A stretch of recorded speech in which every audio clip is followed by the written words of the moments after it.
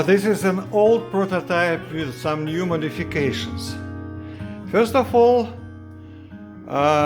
William Murdoch from Headphone Experience valued pretty much this output attenuator for headphones.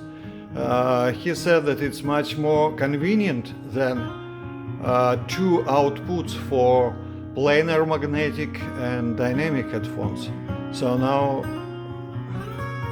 I modified this amplifier by removing a second socket and installing the attenuator.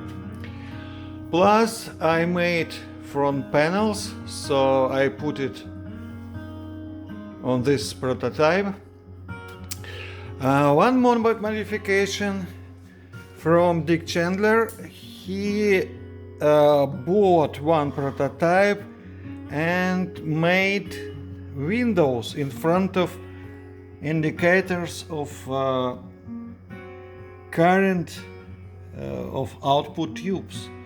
It's much easier to adjust using this potentiometer. You know, when you put some different tubes, for example, you used to have EL34, then you put 6550, and of course you want to get more power from that. So you just use a tiny screwdriver and increase these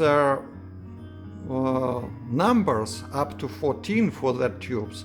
I don't recommend such numbers for 6 or EL34 because it would be too much power dissipation. They may don't like it and become red.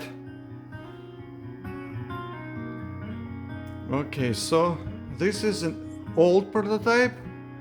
It's completely the same schematic like prototypes I built in 1919.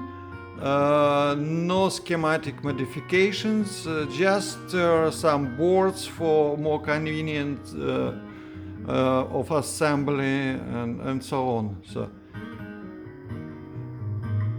it's almost the same amplifier.